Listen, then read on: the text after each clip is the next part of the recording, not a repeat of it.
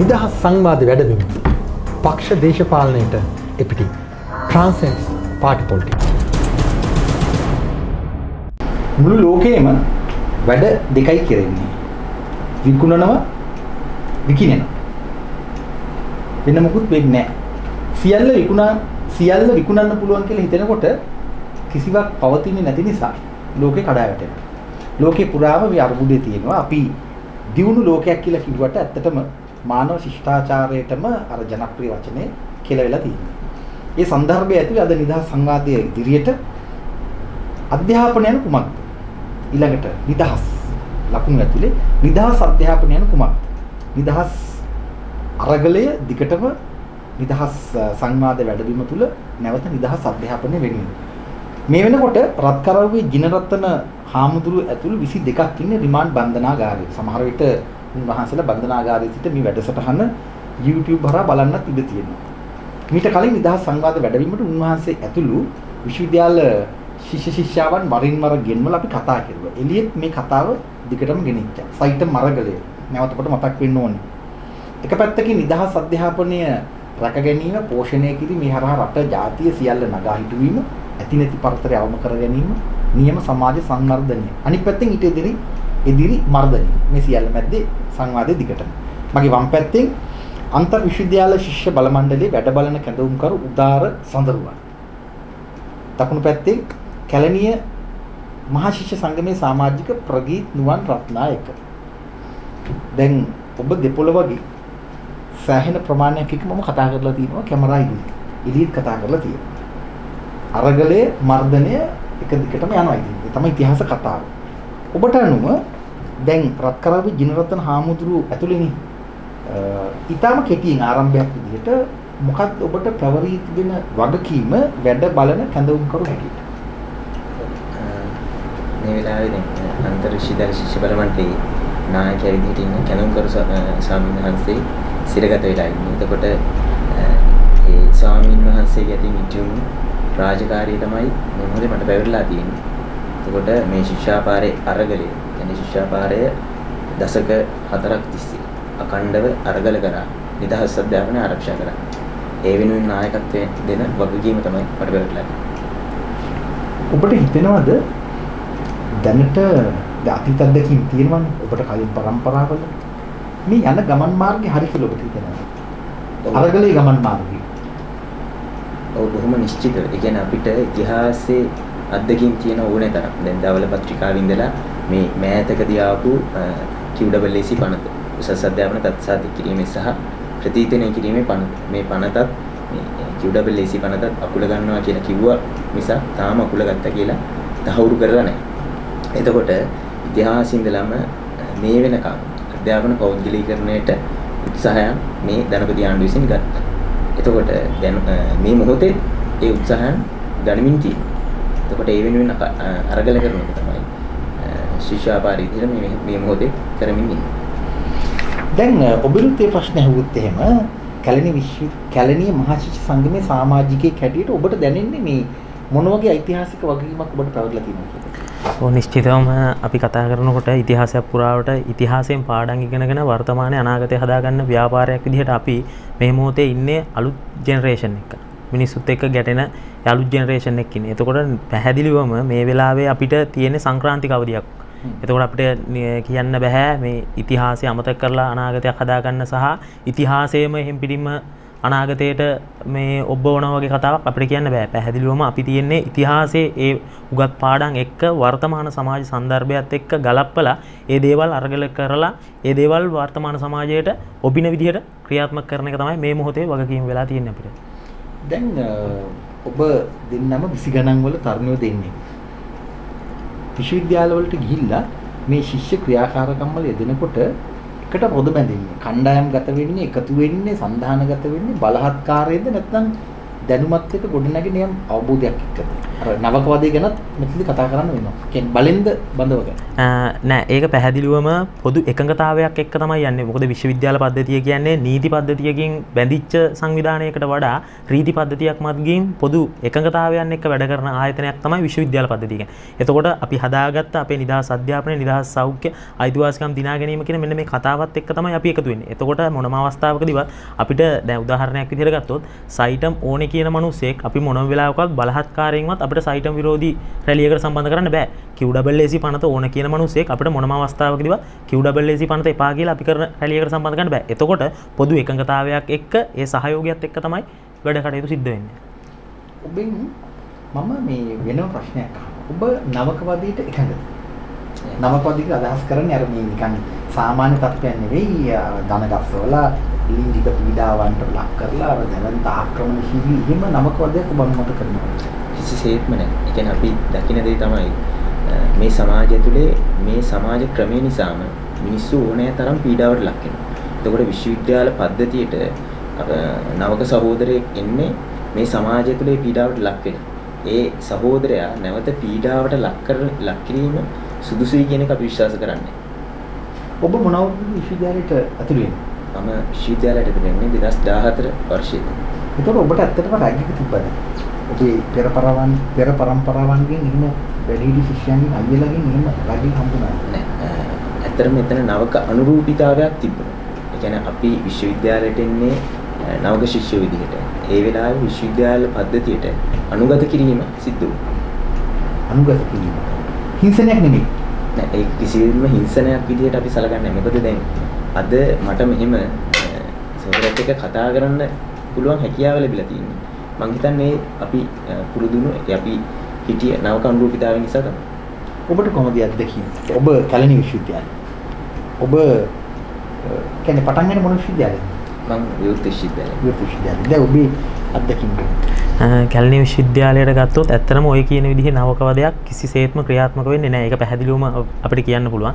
ඒත් එක්කම කියන්න ඕන කතාව තමයි නවක නම්නීකරණ වැඩසටහන. එහෙම නැත්නම් අපි කියනවා සමාජානුයෝජනය. ඒ කියන්නේ ඒ සමාජයට අනුයෝජනය වෙනවා. මොකද බාහිර සමාජයෙන් ඇවිල්ලා මෙතන විවිධාකාරයේ සිතුම් පැතුම් තියෙන මිනිස්සු 10-12000ක් එක්ක වැඩ කරනකොට අපිට මං කලින් වතාවෙත් සඳහන් කරා අර අපි පොදු එකඟතාවයක් එක්ක වැඩ කරන්නේ. ඒකෝට අන්නේ පොදු එකඟතාවයට අවශ්‍ය කරන වාතාවරණයක් එතන නිර්මාණය කරනවා ඇරෙන්න.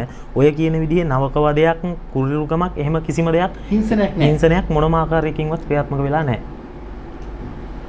දැන් අපි කෙලින්ම රුහුණට ආවොත් රුහුණ විශ්වවිද්‍යාලය සම්බන්ධයෙන් බොහෝ කතා තියෙනවා. කතා ගොසිප් අර පොල් කතන්දරයක් සහ සමහර තැන්වල විවිධ හේතු මත සියදිවි නසාගත්ත තැනුත් තියෙනවා. ඒවත් පැටින්නේ ওই ගණේටම තමයි අවසානයේ සියලුම අර කුණු මොකද්ද බොක්කට වගේ උතර තමයි වැටෙන්නේ. එහෙමකුත් තියෙනවා.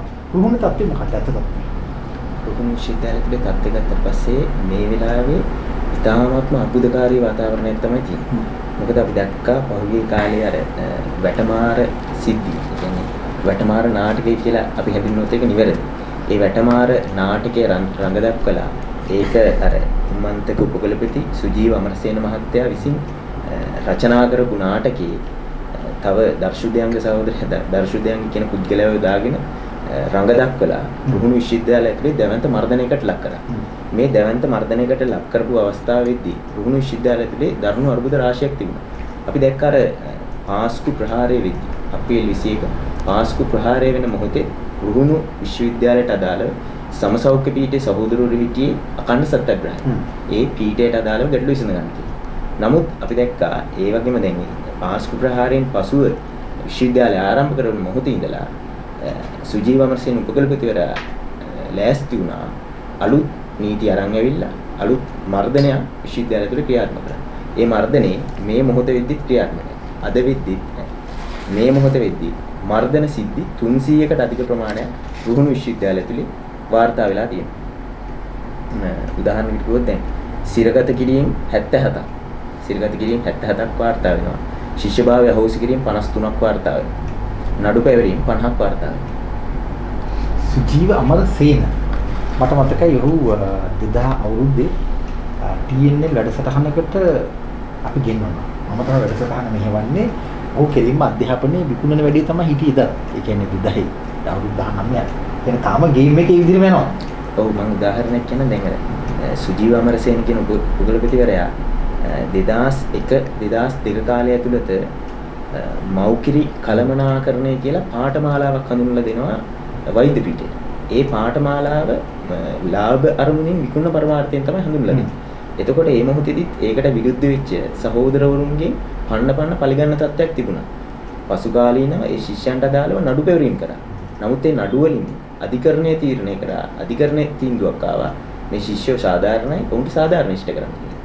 මේ වගේ සිද්ධි ගණනාවක් රුහුණු විශ්වවිද්‍යාලයේ ඇතුලේ සිද්ධ වුණා. මේ සිද්ධියට සම්බන්ධව තමයි TNL වැඩසටහන මම කරන්නේ. රවීන්ද්‍ර මුදලිගේ නලින්ද ජයතිස්ස සහ තවත් හිටිය අනිත් අය නම් මට මතක නෑ. ඔබ වගේම අවුරුදු 20 ගණන් වල තරුණිය හැටියට මට එදා වුණ ගහන්නේ.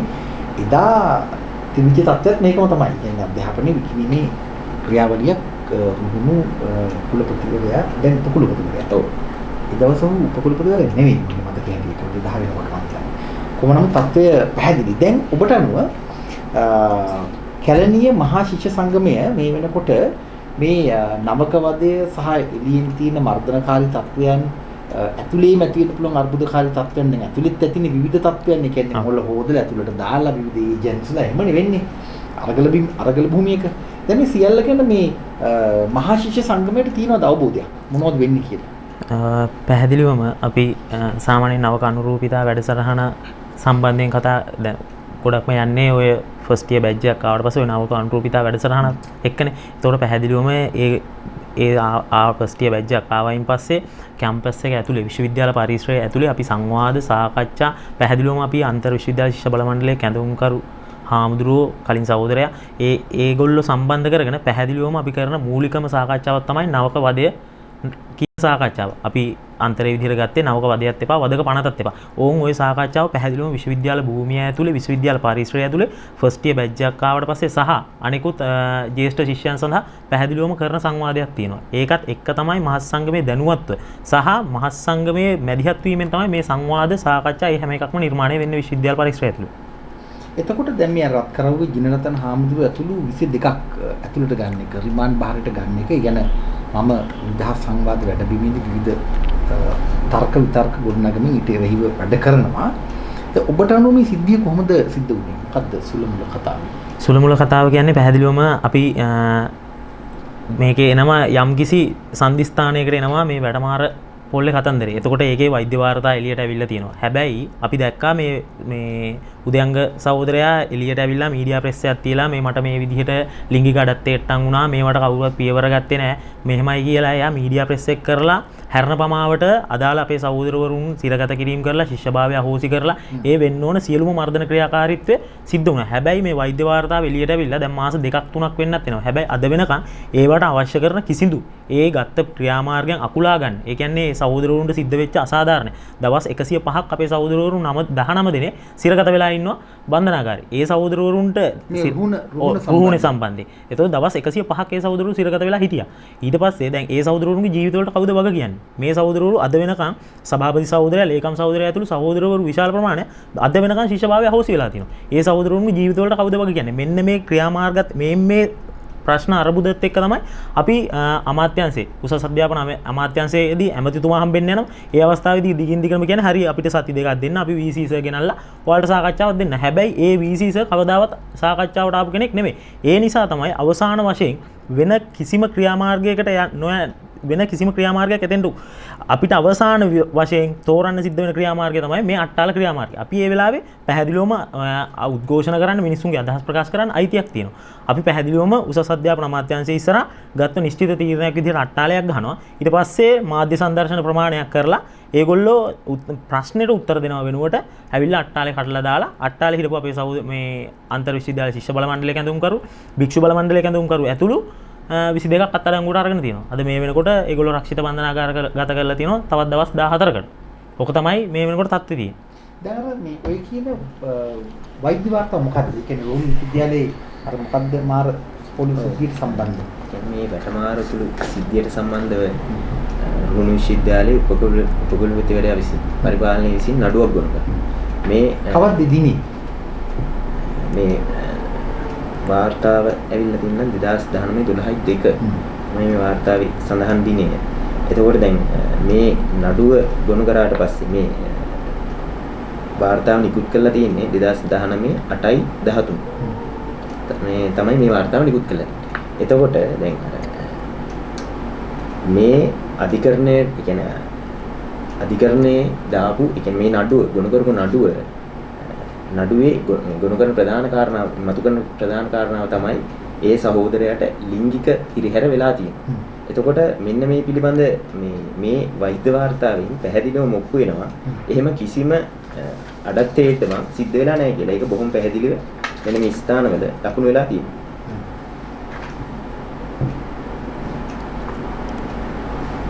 මේ වෛද්‍ය වාර්තාව ගැන තමයි දිගටම ඔබේ කණ්ඩායම කියන්නේ. ඔව් ඒ කියන්නේ දැන් මෙහෙම සිද්ධියක් තියෙනවා. අපිට දැන් පහුගිය කාලේ දිගටම අර කලින් සහෝදරයා මතු කළා වගේ දවස් 105ක් අපේ සහෝදරවරු සිරගත කිරීමකට ලක් කරලා තිබුණා. ඒ වගේම තමයි මුළු මර්ධන සිද්ධි ගණන 300 ඉක්මවලා මේ වෙද්දි වාර්තා වෙනවා. රුහුණ විශ්වවිද්‍යාලය විතර. එතකොට සරලවම කිව්වොත් රුහුණ විශ්වවිද්‍යාලයේ නේවාසිකාගාරයට සවස් 6න් පසු ගියා කියලා නේවාසිකාගාරය තහනම් කරන තැනට උපකුලපතිවරයා මර්ධනය දියත් කරනවා.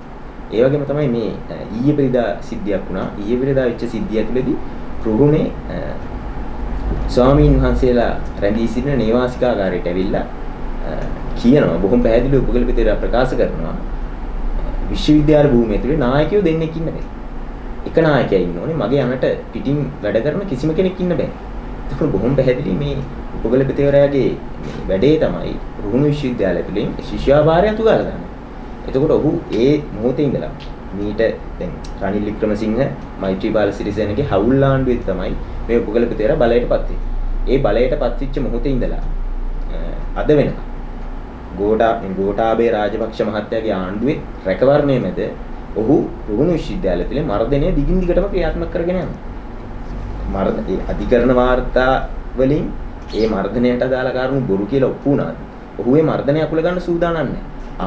අනිත් මේ ගුරුරුමි තත්ත්වය මොකක්ද?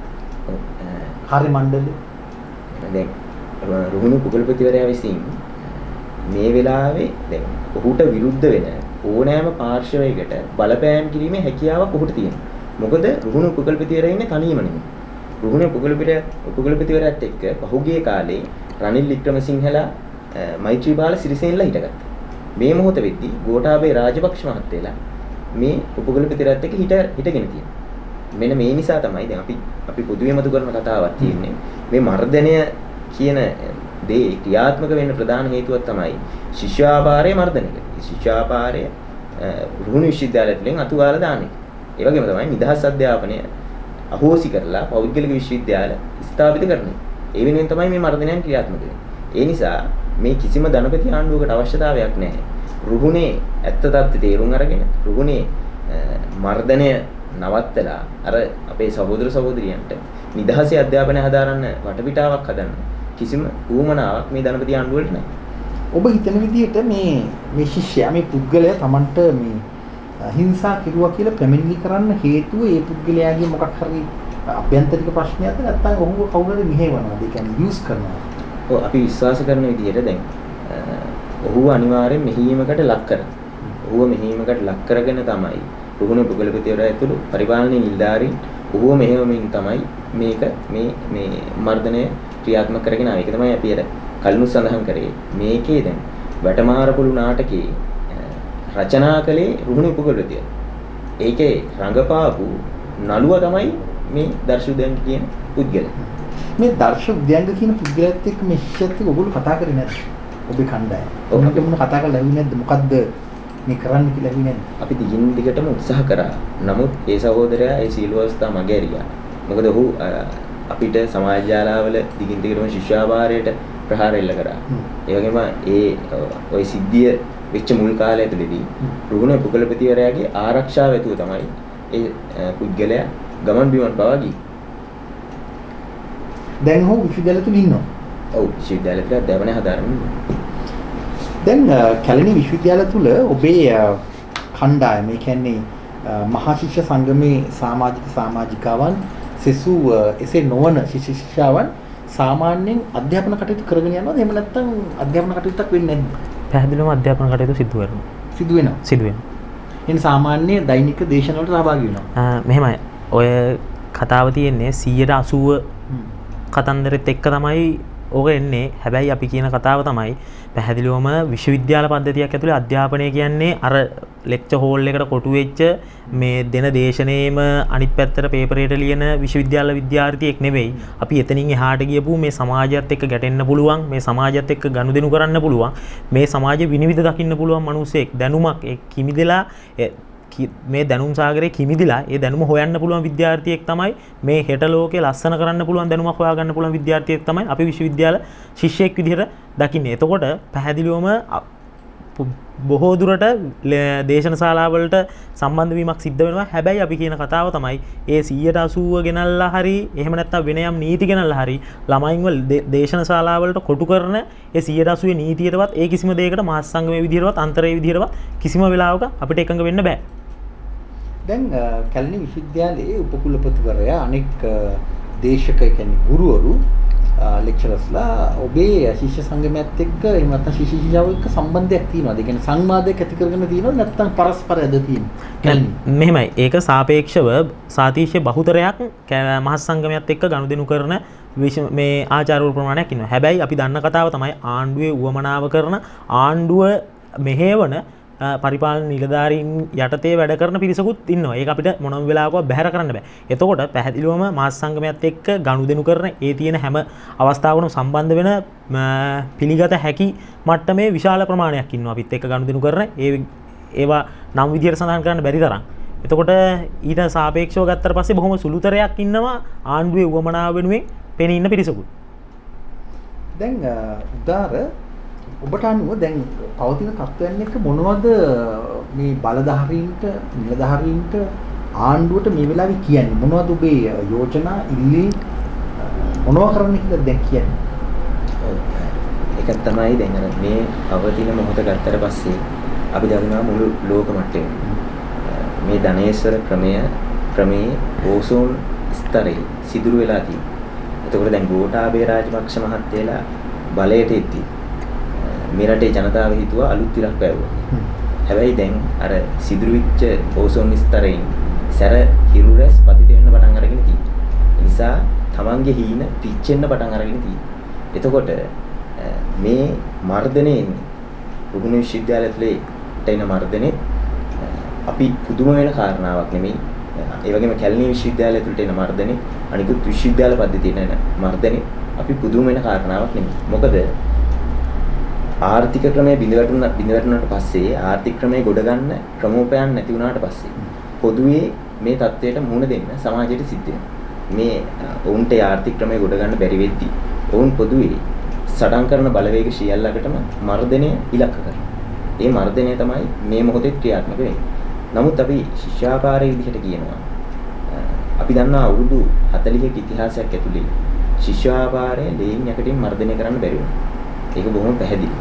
එතකොට අද දැන් අපේ රජකරව විජිනවර්ධන ස්වාමීන් වහන්සේ ඇතුළු සහෝදරවරු 22ක් සිරගත කරලා තියෙනවා. කැලණියේ සිදුවීමට අදාළව. රුහුණේ කට්ටිය නැද්ද? ඔව් රුහුණේ වෙනම ඉන්නවද? රුහුණේ සභාපති සහෝදරයා, ලේකම් සහෝදරයා දැන් කියන්නේ 22කට අමතරවත් ඉන්නවද? 22ද ඔක්කොම ඉන්නවද? ඔක්කොම 22යි රුහුණ සිද්ධියට අදාළව.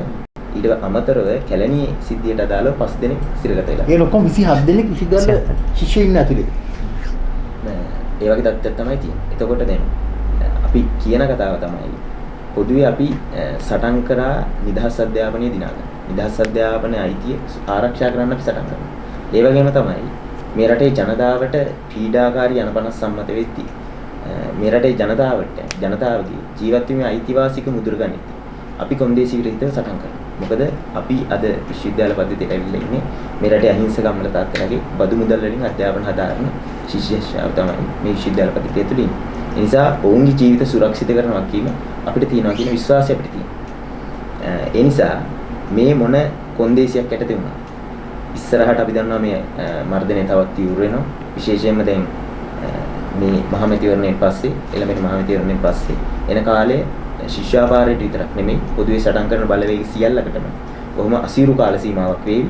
නමුත් මේ මොන කොන්දේසි යටතේ වුණා අපි මේ රටේ මහ ජනතාව වෙනුවෙන් නිදහස් අධ්‍යාපනය වෙනුවෙන් කරගෙන යන අරගලය අඛණ්ඩව තීව්‍රව ඉදිරියට කරගෙන යනවා කියන කතාව තමයි මේ රටේ පාලකයන් මතක් කරන් තියෙන්නේ. දැන් ඔබ ප්‍රගීත් නුවන් රත්නායක කැලණි මහා ශිෂ්‍ය සංගමයේ වෙනුවෙන් ඔබට මොනවද යෝජනා කරන්න තියෙන්නේ? එහෙම නැත්නම් ඉල්ලන්න තියෙන්නේ, බල කරන්න තියෙන්නේ පාලකීන්ට? කියන්නේ අපි 1 2 3 කියලා ගත්තොත් තියෙන ප්‍රමුඛතා ලයිස්තුවක් හදලා. නිදහස් අධ්‍යාපනයේ වෙනුවෙන් තමයි සියල්ල. හරි. ප්‍රමුඛතා ලයිස්තුවක් හදුවොත් එහෙම ප්‍රයොරිටිස් හදුවොත් උඩට මොකක්ද දෙන්නේ? මොකක් කරන්න ඉන්නද කියන්නේ? අපේ මූලිකම කතාව තියෙන්නේ නිදහස් අධ්‍යාපනයත් අධ්‍යාපනයේ නිදහසත් සුරක්ෂිත කරන්න ඕන. ඒක තමයි අපේ මූලිකම කතාව තියෙන්නේ. ඒක යටින් ගත්තට පස්සේ අපිට මේක 1 මේක 2 මෙහෙම කියලා අපිට හයිරාකි එකක් හදන්න අමාරුයි. හැබැයි මූලිකම සටන් පාඨය නිදහස් අධ්‍යාපනයත් අධ්‍යාපනයේ නිදහසත් කියන එක යටතේ මේ සමාජයේ දුක් විඳින මිනිස්සුන්ගේ මේ සමාජයේ මේ නිර්ධන පන්තියේ ඕනම මිනිස්සෙක්ගේ ඕනම ගැටලුවක් වෙනුවෙන් අපි කොන්දේසි විරහිතව පෙනී ඉන්නවා සහ පාලකයෝ විදිහට ඒ කොන්දේසි ඒ ගැටලු වලට උත්තර දෙන්නේ නැත්නම් ඒවා වෙනුවෙන් අරගල කරන්නත් අපි ඕන වෙලාවක පෙනී ඉන්නවා. කියන්න ඕන අපිට එහෙම හයිරාකි එකක් මේක තමයි මේ ගැටලුවට වඩා මේ ගැටලුව උසස් හෝ පහත් මේ ප්‍රශ්නෙට වඩා මේක උසස් හෝ පහත් කියලා අපිට මේ වෙලාවේ එහෙම මේ කැටගරි කරන්න අමාරුයි. හැබැයි අර නිදහස් අධ්‍යාපනය කියන කතාවේ යටතේ ඉඳලා අපි ඕනෑම කොන්දේසි විරහිතව ඕනම ගැටලුවක් වෙනුවෙන් පෙනී ඉන්නවා. ඔබේ තත්ත්වය මොකක්ද? ඒ කියන්නේ දැනට අපිට බැයිද මේ සටන් පාඨ විදිහවත් පෙන්වන්න? මෙන්න මේක තමයි ඉස්සෙල්ලාම කරන්න. ඊළඟට මේක. එහෙම ඇහුවොත් ඒ කියන්නේ දැන් අපි හිතමු නිකන් මොහොතකට ජනාධිපතිවරයා එක්ක අගමැතිවරයා ඇත්තටම හිතලා මේ ප්‍රශ්නෙම විසඳනම තමයි කියලා ශිෂ්‍යව ගෙන ලැබුවොත් එහෙම ඉස්සෙල්ලාම මොකද්ද කරන්නේ? කියලා හුත් කියන්නේ මොකද්ද කියන්නේ? අපිට නිශ්චිතයෙන්ම උත්තරයක් දෙන්න බෑ. මොකද එක පැත්තකින් දැන් අපි දන්නවා එක පැත්තකින් ශිෂ්‍ය මර්ධනයේ ක්‍රියාත්මක වෙනවා. ශිෂ්‍ය මර්ධනයේ ක්‍රියාත්මක වෙන හේතුව ගත්තට පස්සේ ඒක උදෙක් අර ශිෂ්‍යයෝ කිහිප දෙනෙක් සිරගත කරලා තියන්න කරන වෑයමක්වත් ශිෂ්‍යයෝ නිකන් ආණ්ඩුවක් විසින් ආසාවට සිරගත කිරීම කරලා තියන්නේ නැහැ. උන්ට බොහොම පැහැදිලි දැක්මක් තියෙනවා. ශිෂ්‍ය නායකයෝ එළින් නැද්දි ශිෂ්‍ය ව්‍යාපාරයේ ශක්තිමත් වෙතියි ඉදිරියට ගේන්න ඕනේ අධ්‍යාපන පෞද්ගලිකීකරණ ක්‍රියාවලිය උන්ට කරගෙන යන්න බෑ.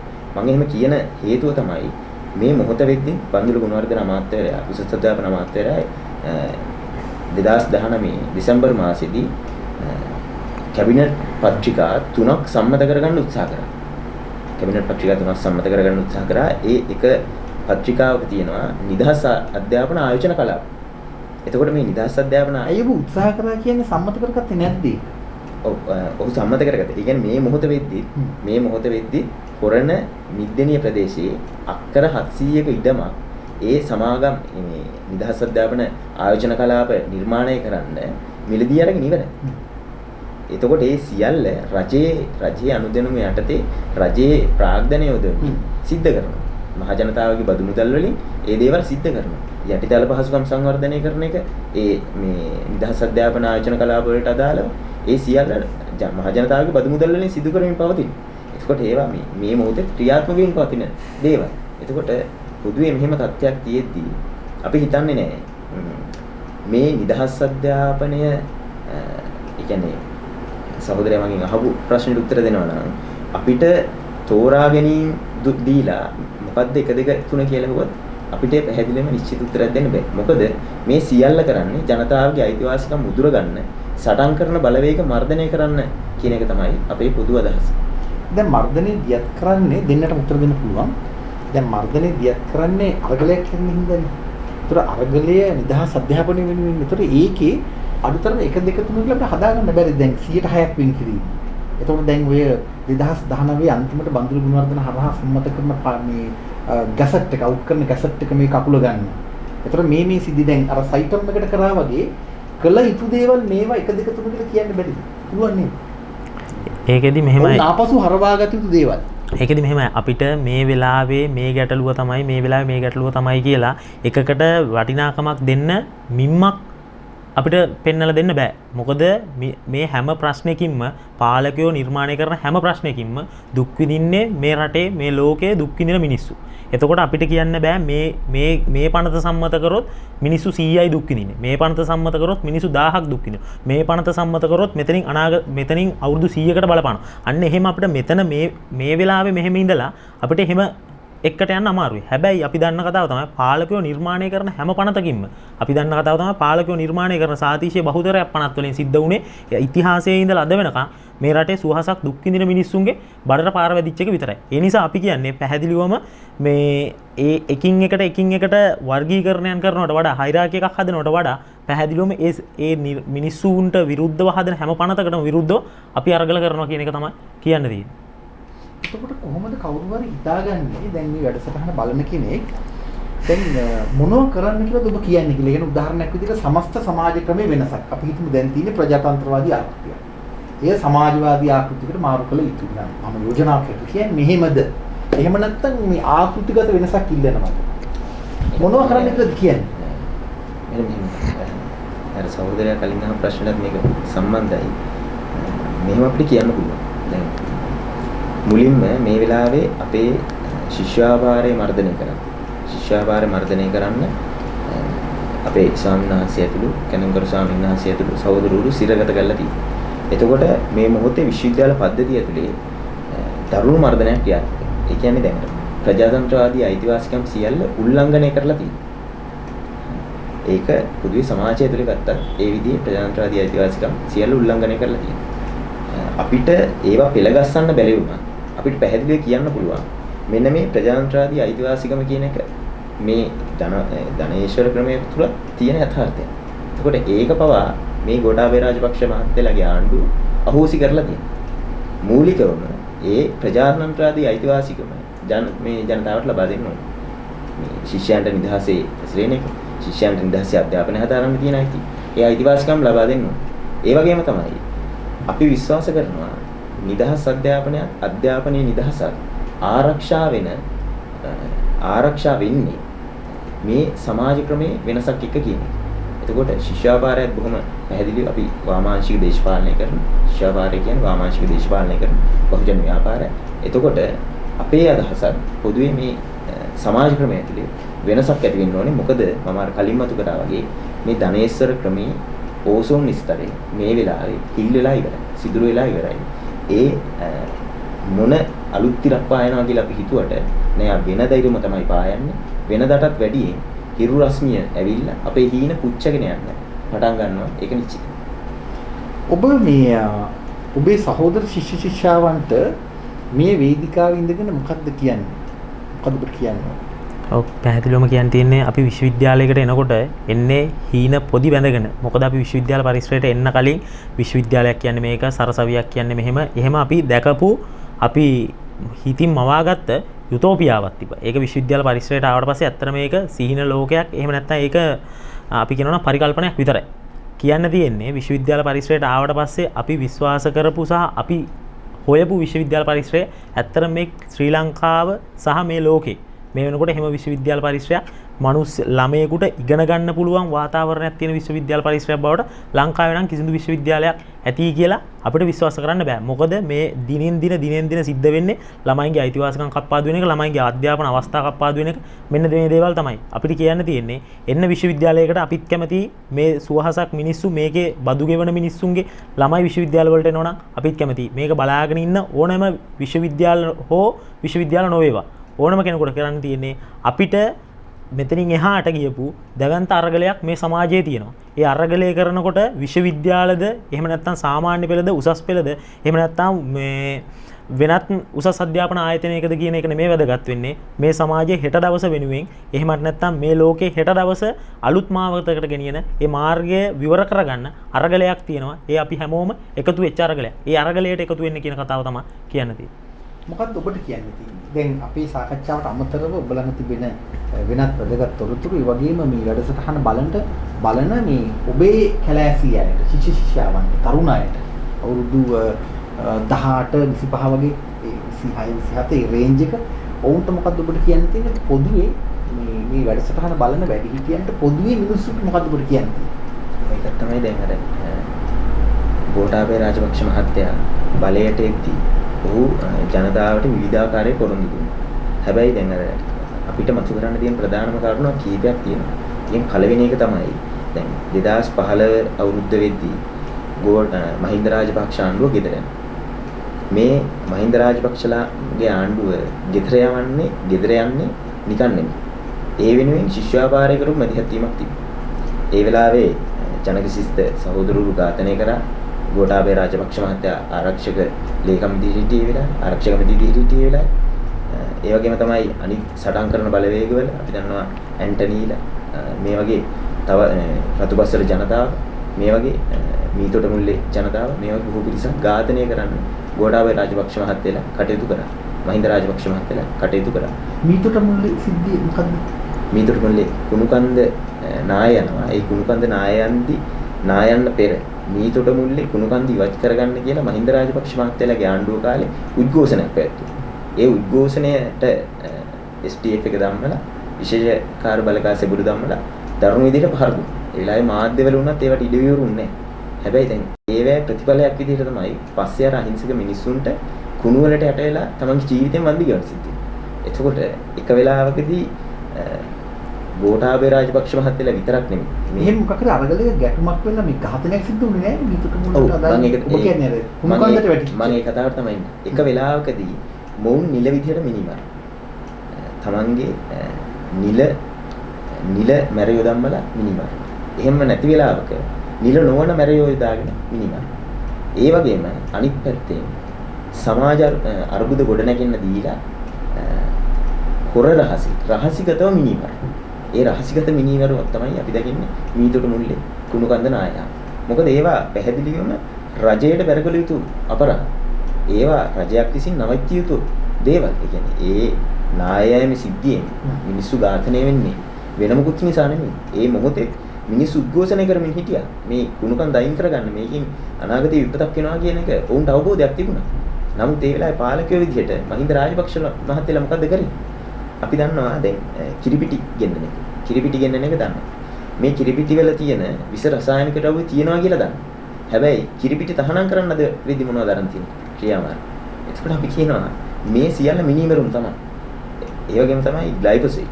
ග්ලයිෆොසේට් කියන විස රසායනික ද්‍රව්‍ය ගෙන්නීම තහනම් කරන්න කියලා පහුගිය කාලේ ගොවි උද්ඝෝෂණය කරා. ජනතාව උද්ඝෝෂණය කරා. නමුත් ඒ වෙනුවෙන් ගත්ත ක්‍රියාමාර්ග මොනවද? එතකොට අපි දකිනවා මේ වගේ සිදුවීම් බොහෝමයක් මේ සමාජය තුළ තියෙනවා. බහුජාතික සමාගම් වල ලාභය උදෙසා, Tamanගේ ලාභය උදෙසා මේ රටේ දේශපාලඥයෝ, මේ ධනපති දේශපාලඥයෝ නිරන්තරයෙන් මිනිමරුමින් තමයි. එතකොට අපි කියනවා මේ ධනපති දේශපාලඥයෝ කියන්නේ මිනිමරු. ඔවුන් එක වෙලාවක නිලමැරියෝ ධම්මල, නොනිලමැරියෝ ධම්මල, එහෙමත් නැත්තම් වෙනත් ක්‍රමයකින් ඔවුන් මේ සමාජය ඝාතනය කරමින් තමයි. අධ්‍යාපනයට අදාළව නිදහස් අධ්‍යාපනයට අදාළව ඔබේ මේ මොහොතේ තිබෙන යෝජනා මොනවද? දැන් පොදු සමාජ විග්‍රහය එහෙමම තියෙද්දී නිදහස් අධ්‍යාපනයට අදාළව ඔබ කරන යෝජනා මොනවද? ඔව් ඒකත් තමයි දැන් මේ මොහොත ගත්තත් අපි දැක පහුගිය ආණ්ඩුව සමයේදී රනිල් වික්‍රමසිංහලා සහ මෛත්‍රීපාල සිරිසේන මහත්තයා එකතු වෙලා කරපු ආණ්ඩුවේදී QWC පනත අරගෙන මේ පනතට එල්ල වුණු විරෝධය හමුවේදී ඒක මොහොතකට අකුල ගන්න උන් කටයුතු කරා. නමුත් මේ මහින්ද රාජපක්ෂ මේ ගෝඨාභය රාජපක්ෂ මහත්තයාගේ ආණ්ඩුවේදී නැවත වුන් කැබිනට් පත්‍රිකා 3කට අනුමැතිය ගන්න ඉදිරිපත් කළා. එතකොට මේ අරගෙන ඇවිල්ලා තියෙන නිදහස් අධ්‍යාපන ආයෝජන කලාප කියන යෝජනාව අර මම උදාහරණයකට ගන්නම් 1977 දී ජේ.ආර්. ජයවර්ධන මහත්තයා හඳුන්වලා දෙනවා නිදහස් වෙළඳ කලාප. මෙන්න මේ නිදහස් වෙළඳ කලාපයේ ඇතුලේ අද කම්කරුවන්ට නිදහසක් නැහැ. නිදහස තියෙන්නේ බහුජාතික සමාගම් වල හිමිකාරීත්වයට. නිදහස දීලා තියෙන්නේ. වෙළඳපොළ හිමිකාරීත්වයට තමයි නිදහස දීලා තියෙන්නේ. එතකොට කම්කරුවට නිදහස නැහැ. පැයටේ නීතිය ක්‍රියාත්මක වෙන්නේ නැහැ. කම්කරු නීතිය දෙන්න අදාළ වෙන්නේ නැහැ. සමහර වෙලාවට වැසිකිළියට යන්න පවා ආයතන ප්‍රධානීන්ගෙන් අවසර ගන්නවා. වාර ගන්නක් තියෙනවා වැසිකිළියට යන්න. වැසිකිළිය පාවිච්චි කරන්න. ඉතින් මේ වගේ තත්ත්වයක් තමයි මේ නිදහස් වෙළඳ කලාපය තුළ තියෙන්නේ. හැබැයි නිදහස් කියන වචනේ තියෙන්නේ. මේකෙත් නිදහස් අධ්‍යාපන ආයෝජන කලාපේ කියන එක ඇතුලේ නිදහස් අධ්‍යාපන කියන වචනේ තියෙනවා. හැබැයි ඒක ඇතුලේ නිදහස් අධ්‍යාපනය සුරක්ෂිත වෙන්නේ නැහැ. අඩුම තරමේ ගෝඨාභය රාජපක්ෂ මහත්තයලා කිව්වා උසස් පෙළ සමතුන්ට සියලුම උසස් පෙළ සමතුන්ට මේ සියලුම උසස් පෙළ සමතුන්ට විශ්වවිද්‍යාල ප්‍රවේශය හිමි කරලා දෙනවා. නමුත් මේ පත්‍රිකා 3ට දාලව තියෙන සමහර වගන්ති වල තියෙනවා විදේශ මුදලින් මුදල් ගෙවිය හැකි ශිෂ්‍යයන්ට සහ ලංකාවේ යම් පිරිසකට සුළු පිරිස් කොට්ටාසයකට පමණ මේවට ඇතුළු වෙලා අධ්‍යාපනය හදාගන්න පුළුවන් කියලා.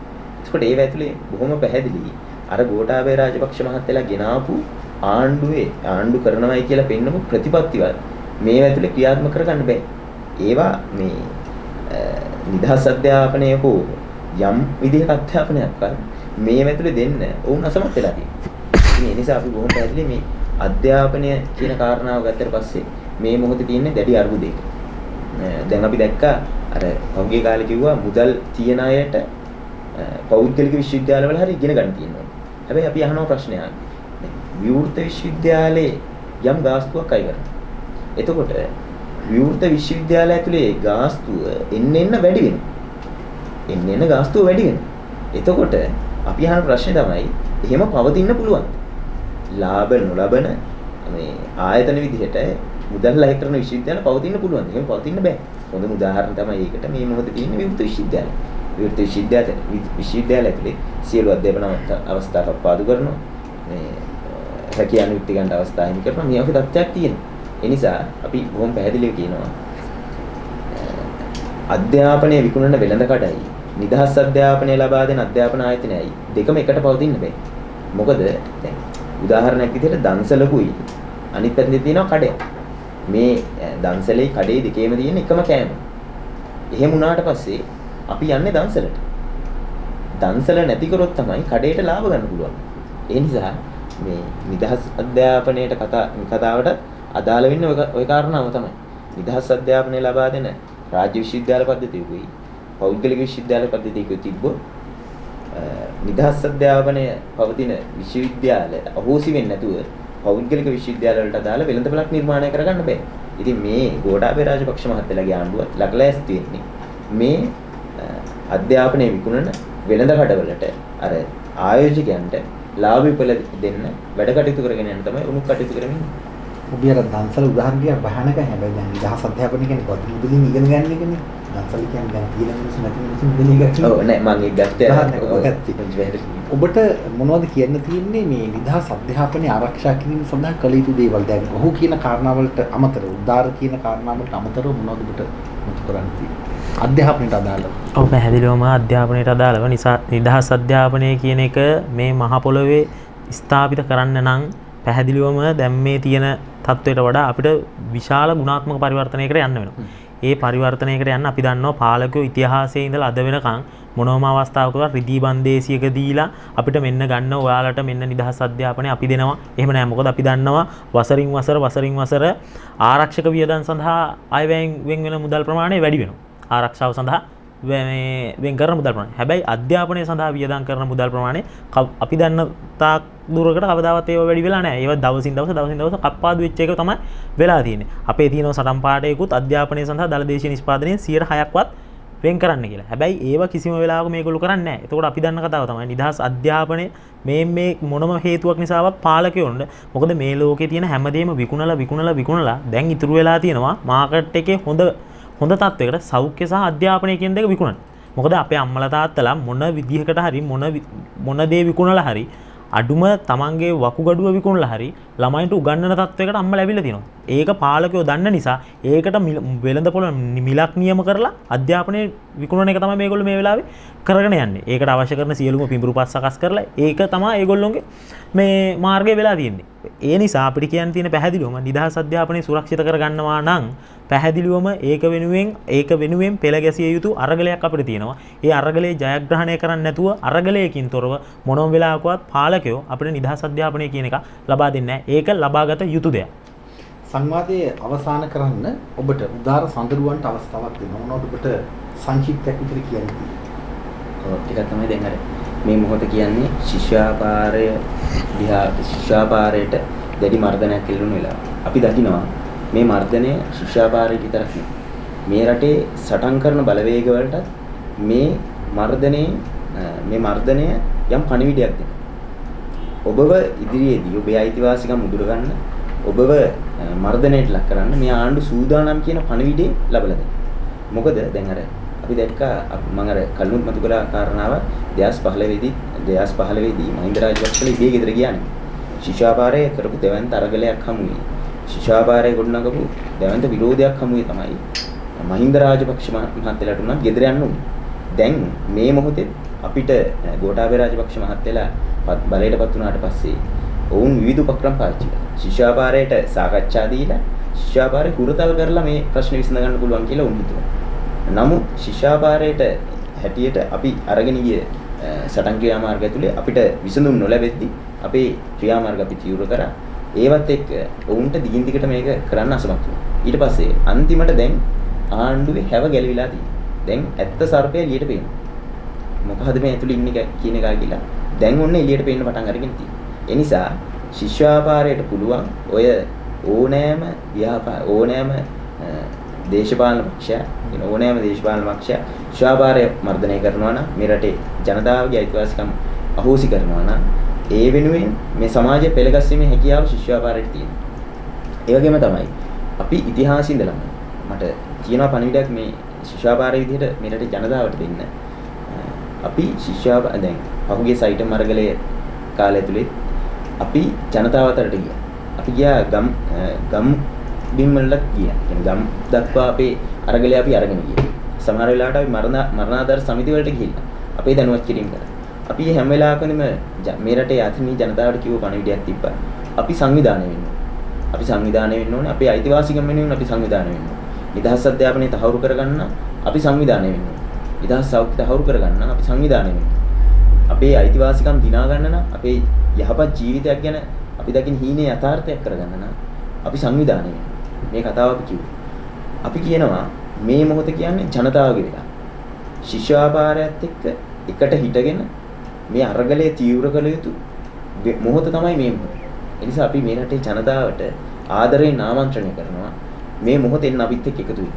මොකද ශිෂ්‍යාපාරයේ විදිහට අපි විශ්වාස කරන්නේ මේක මේ විශ්වවිද්‍යාල පද්ධතියට විතරක් එකතු වෙලා විශ්වවිද්‍යාල ශිෂ්‍යයන්ගේට විතරක් කරන්න පුළුවන් අරගලයක් කියලා අපි විශ්වාස කරන්නේ. මේක මුළු මහත් සමාජයක් එකතු වෙලා කර යුතු අරගලයක් කියන විශ්වාසය ඒ දැඩි විශ්වාසය අපිට තියෙනවා. ඒ නිසා අපි මේ රටේ ආදරණීය ජනතාවට කියන්නේ එකතු වෙමු සංවිධානයෙන් සටන් ගමු. ප්‍රගීත්ගේ අදහස මොකක්ද? කියන්නේ සංවාදය સમાપ્ત කරන්න. ඔබට කියන්න තියෙන විශේෂ කතාව මොකක්ද?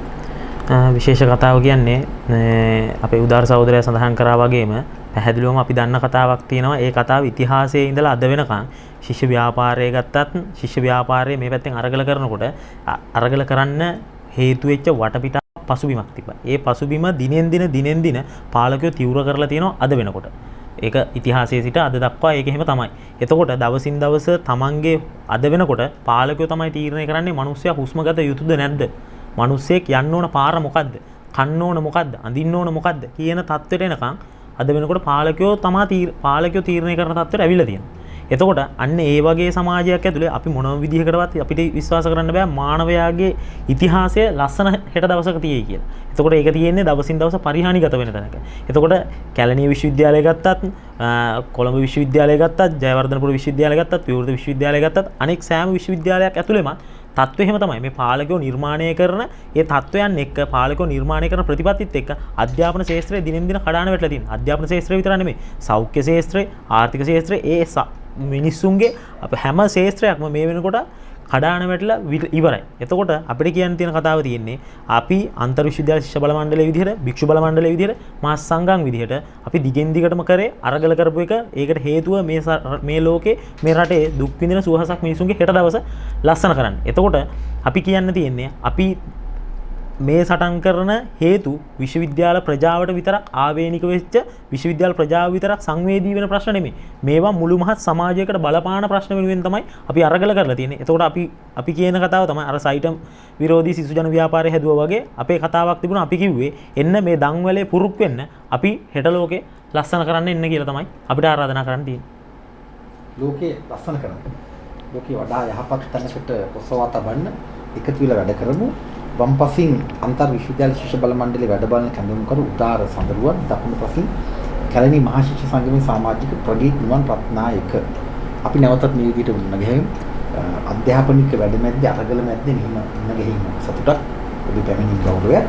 නිදහස් සංවාද වැඩබිම වඩා යහපත් සමාජයක් ගොඩනගන්න, විශේෂයෙන්ම නිදහස් අධ්‍යාපනයේ සෞඛ්‍ය සේවාව වෙනුවෙන් අපට අරගලයක් තිබෙනවා කරන්න. අපි ලෙඩ වුණොත්, නූගත් වුණොත් පුත් කරගන්න බැරි වෙනවා. එකතු වෙලා සටන් කරමු, වැඩ කරමු. ඔබට ජය.